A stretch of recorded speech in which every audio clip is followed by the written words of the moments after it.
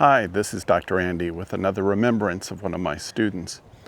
One of my favorite parts about teaching in the Technocultural Studies program, I taught a class called Writing Across Media for about 10 years in the winter quarter, is that the students who I taught in that class, some of the brave ones, would extend their creative community to the community that I had created at Poetry Night.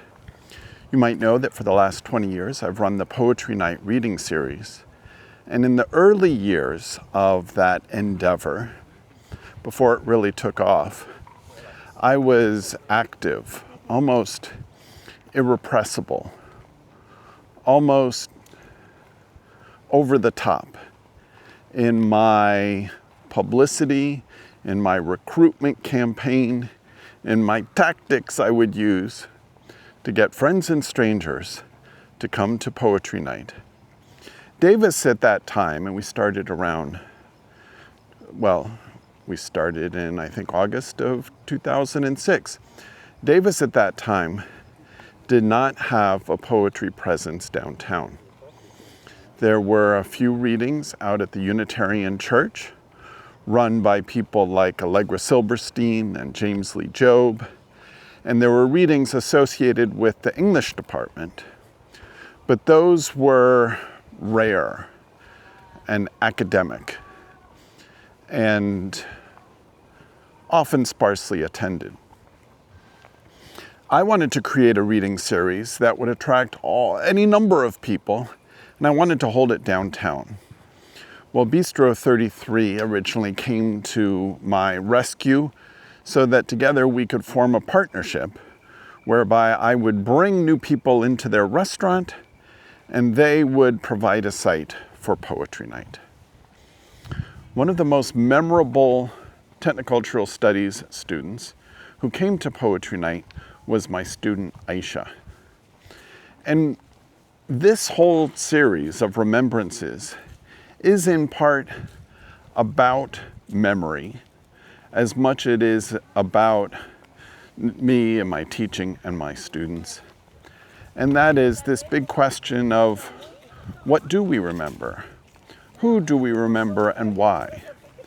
What are the circumstances? What are the contexts? What are the places? What are the settings? What are the tones? What are the themes? I'm getting all literary here. That are necessary for someone or something to be rooted in our heads for decades to come. Well, my student Ayşe came to Poetry Night one time, and she gave a memorable performance. And it was memorable not only because of the quality of her performance, I'll say more about it in a moment, but because who was there. For some reason, on this particular Poetry Night, for about maybe 1 out of 5 or 6 times over 20 years, my wife Kate was there. And Kate got to experience this marvelous poem that my student Ayşe performed. And it was an impromptu poem. It was an improvised poem. Ayşe bravely, like the creative genius I knew her to be, sat up on the tall stool and started an improv poetry performance right there on the spot.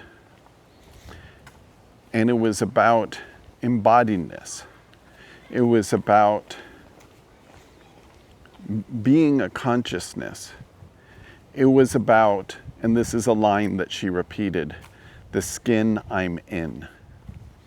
So Kate remembered this line about the skin I'm in and the unusual, brave, and improvisational element of this poetry reading.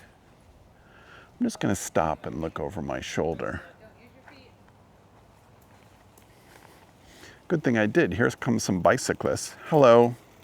Hi, how are you? Hi.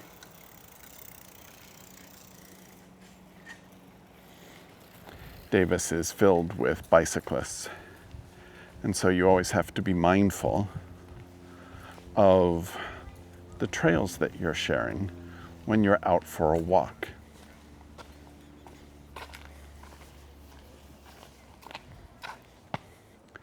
Ayşe's poem was improvised, it was brave, it was creative, it was revelatory, it was sensual, and she repeated this phrase, "the skin I'm in." So, for years thereafter, I would say to my lovely wife, Kate, I'm off to host a poetry reading. And she would say to me, have fun, skin I'm in. So the phrase, the skin I'm in, stood in not only for poetry night, but it also stood in for the improvised, zany, unexpected, and sometimes uncomfortable making poetry of one particular open mic poet, and that was Ayşe. Ayşe was firmly committed to environmental justice.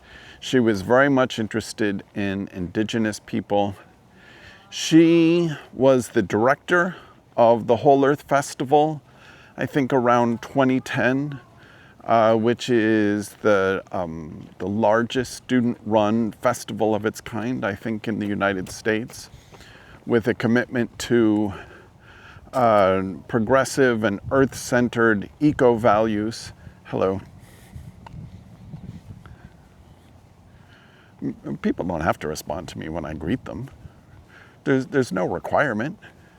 Even people without headphones don't need to acknowledge that someone has said hello to them.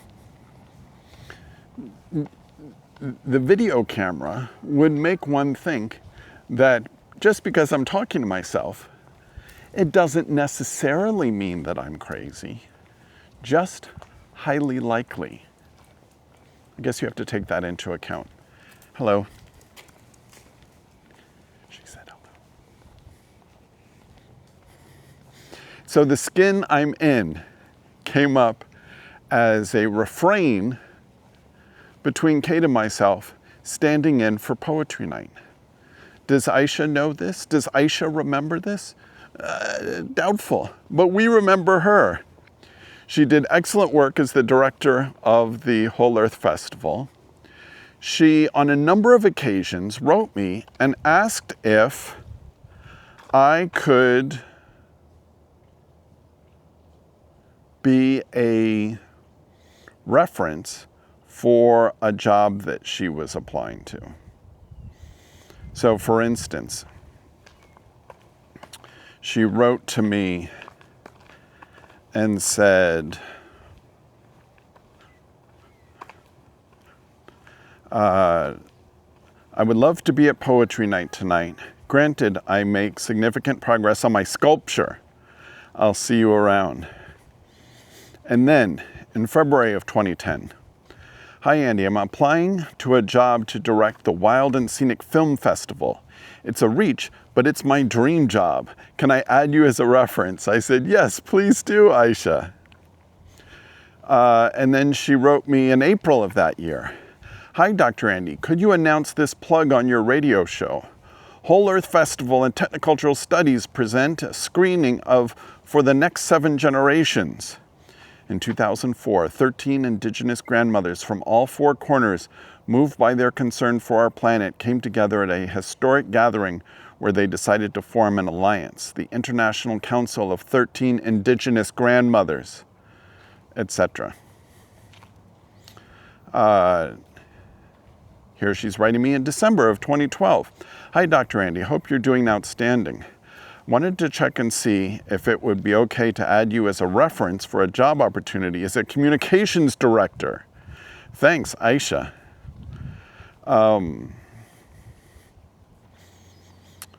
And then she told me that she got that job.